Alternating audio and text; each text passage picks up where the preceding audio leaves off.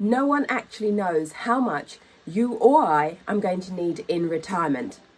That's just a fact. And the reason for that is because it's potentially so far off into the future. In the video today, I'm going to share with you 6 key numbers that you need to start paying attention to that will actually help you get a better idea as to what your standard of living might look like when you actually reach retirement age. And if you stay to the end, I'm obviously going to share with you a bonus tip.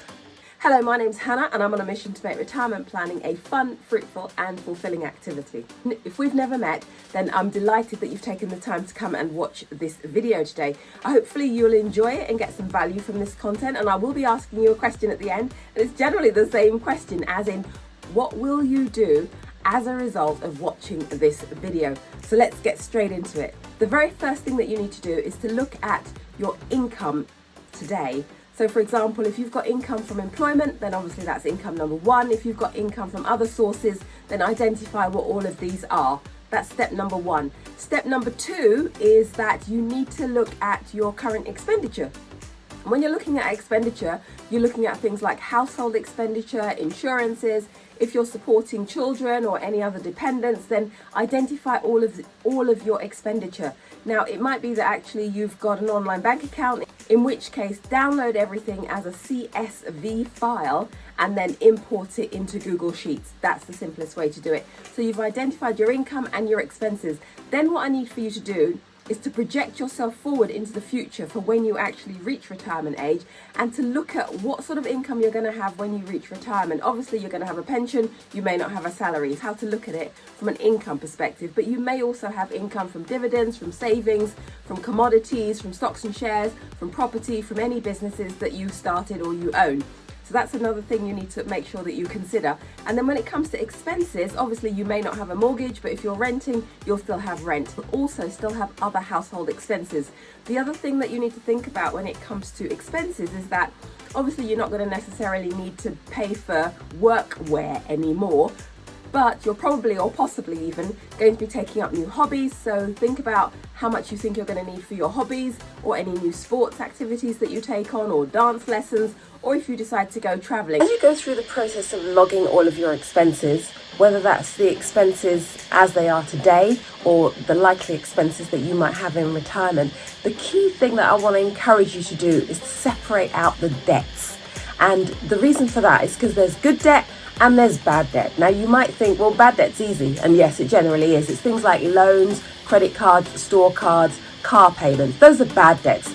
Now you might think, well, Hannah, what is a good debt? Well, good debt is things that you've used leverage to acquire. So for example, if you've got rental property and you've got a mortgage on that, that's actually defined as good debt. If you need any further information on the difference between good debt versus bad debt, feel free to comment below. But this is actually going to be really helpful for you when you actually start to look at the bigger picture in terms of your financial affairs. So once you've identified your income and your expenses for both for now, for where you are today, then, and you've done this for the future, the key number that you're looking for is your net cash flow. Once you've identified your net cash flow, you'll know how much effort and energy you're going to need to put into trying to increase the level of income that you have in retirement. Obviously, if you look at net cash flow today and you're positive, then it's all good, because potentially you will continue that sort of behavior in terms of living within the money that you're earning today. But if, however, you're living in the overdraft, some of us have had to do that, but that's just where you are. So don't fret about it is the key thing I want to share there, but at least just acknowledge where you are. And when you look at what your net cash flow might be, this will help you to put in place strategies to actually increase your income. And when I talk about increasing your income, I'm not talking about getting another job. I'm actually talking about maybe starting a business, getting involved in real estate, or looking at stocks and shares, perhaps buying commodities, or other ways to actually increase your income streams. Because if you're relying on just one income stream into retirement, then who knows what that might look like. So everything that I've mentioned to you so far is information that I'm expecting you to enter into a Google spreadsheet. Now, the reason why I suggest a Google spreadsheet is because Google Sheets is actually free and you can just use this for yourself. So remember, in those single spreadsheets, you need a tab that has all of your income, all of your expenses, and the same for what you expect your retirement income to look like and what you expect your retirement expenses to look like. And then you'll need a summary page which has your net cash flow plus that information on your summary page. And the reason why you need all of that on a summary page is because you don't want to really be flicking back and forth all the time.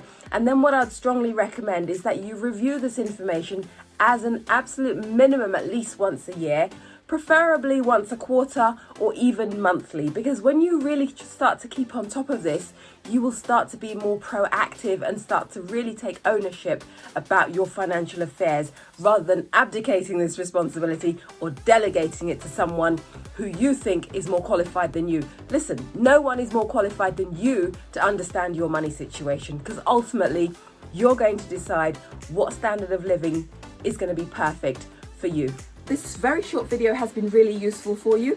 If you'd like more information, then feel free to comment below. Actually, let me share with you my bonus tip. This is the kicker for all of us, whether you're in retirement now or whether you're going to be retiring in 5, 10, 15, 20 years time.